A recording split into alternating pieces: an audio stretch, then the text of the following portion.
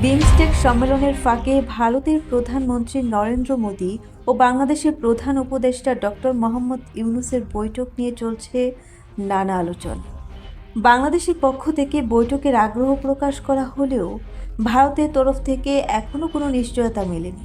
আজ সকালেই প্রধানমন্ত্রী নরেন্দ্র মোদী তার সাবেক টুইটার হ্যান্ডেলে সম্মেলন নিয়ে টুইট করেছেন। সেখানে তিনি বিভিন্ন দেশের নেতাদের সঙ্গে বৈঠকের কথা উল্লেখ করলেও ডক্টর ইউনূসের সঙ্গে সাক্ষাৎকারের বিষয়ে কিছুই জানান। বুধবার বাংলাদেশের ফরেন সার্ভিস একাডেমির প্রেস ব্রিফিংয়ের প্রধান উপদেষ্টার সঙ্গে বৈঠকের সম্ভাবনার কথা জানিয়েছিলেন হাই রিপ্রেজেন্টেটিভ খলিলুর রহমান। তিনি জানিয়েছিলেন, আমরা আশাবাদী সম্মেলনের ফাঁকে এ বৈঠক হতে পারে, তবে এখনই কিছুই নিশ্চিত করে বলা যাচ্ছে না। তবে কি শেষ পর্যন্ত অনিশ্চিত থাকছে মোদি ইউনূসের বৈঠক?